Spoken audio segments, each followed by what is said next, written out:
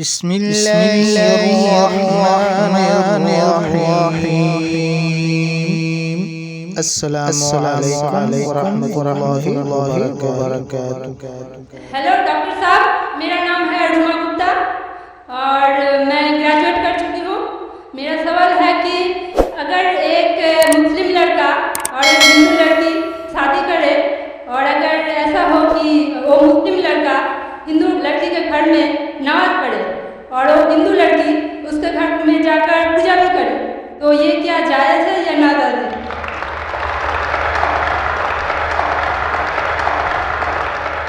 اچھا سوال ہے کہ اگر ایک مسلمان لڑکا ہندو لڑکی سے شادی کرتا ہے تو کیا وہ مسلمان لڑکا ہندو کے گھر میں جا کے نماز پڑھ سکتا ہے، اور کیا وہ لڑکی مسلمان کے گھر میں پوجا کر سکتی ہے؟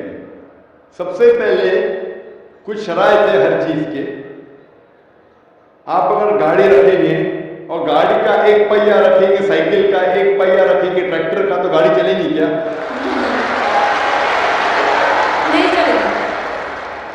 یا چاروں سائیکل کر دو، چاروں ٹریکٹر کر دو۔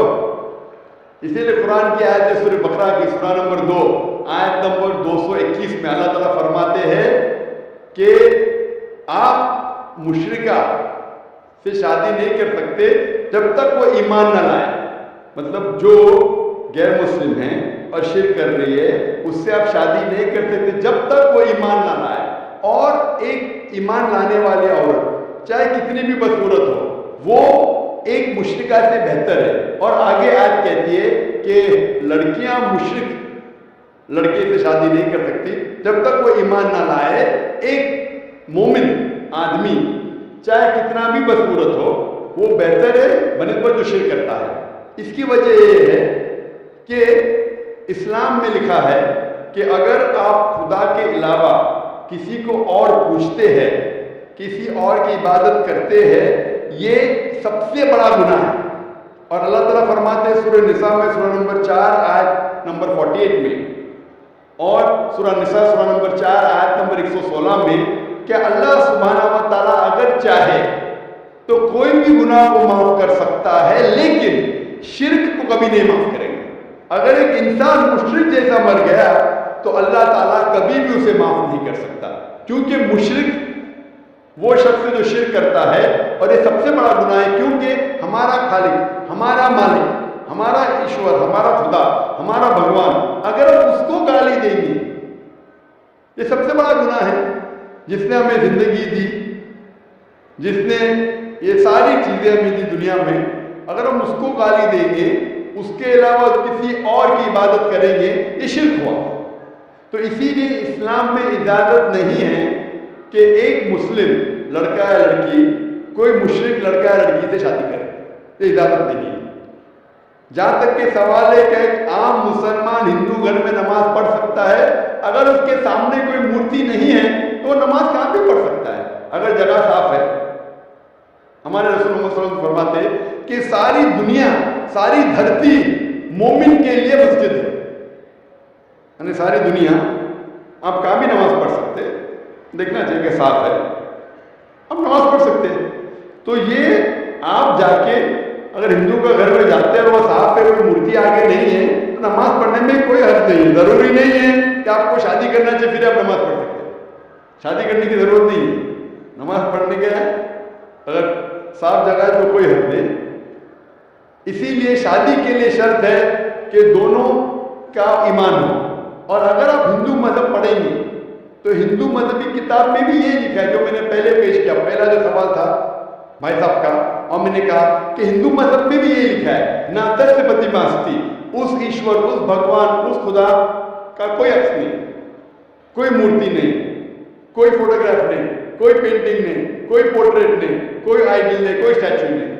اگر یہ مان لے کہ کم از کم جو یکساں ہے ہندو اور اسلام کے مذہبی کتاب میں، کم از کم اس کے اوپر عمل کرے تو اکثر ہمارے مشکلات دور ہو جائیں گے۔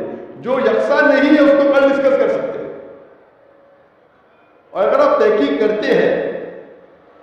کرتے ہندو مذہب کی کتاب پڑھتے اور اسلام مذہب کی کتاب پڑھتے، دونوں میں لکھا ہے خدا ایک ہے، دونوں میں لکھا ہے خدا کا کوئی عکس نہیں ہے، دونوں میں لکھا ہے کہ खुदा का कोई बुत नहीं है। दोनों में लिखा है कि खुदा के अलावा किसी और की इबादत नहीं करना चाहिए। दोनों में लिखा है कि आखिरी पैगंबर मोहम्मद सल्लल्लाहु अलैहि वसल्लम में। दोनों में लिखा है कि शराब नहीं पीना चाहिए। मैं हवाले दे सकता हूँ और मैं तकरीर एक दिया हूँ, similarity between Islam and Hinduism, इस्लाम और हिंदुइज्म में यकसानियत दोनों किताब में।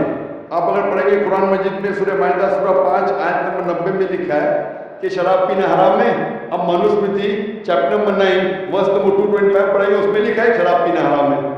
कुरान में लिखे सूरह माइदा सूरह नंबर 5 आयत नंबर 3, सूरह बकरा सूरह नंबर 2 आयत नंबर 173, सूरह आराम सूरह नंबर 6 आयत नंबर 145 और सूरह नहल चैप्टर 16 वर्स 115 में हुर्रिमत अलैकुमुल मैततु वद्दमु वलहमुल खिंज़ीर वमा उहिल्ला लिगैरिल्लाह बिही, क्या आपके लिए हराम है मरा हुआ गोश्त, खून, सूअर का गोश्त और वो खाना जिसके ऊपर अल्लाह के अलावा किसी और का नाम लिया गया है।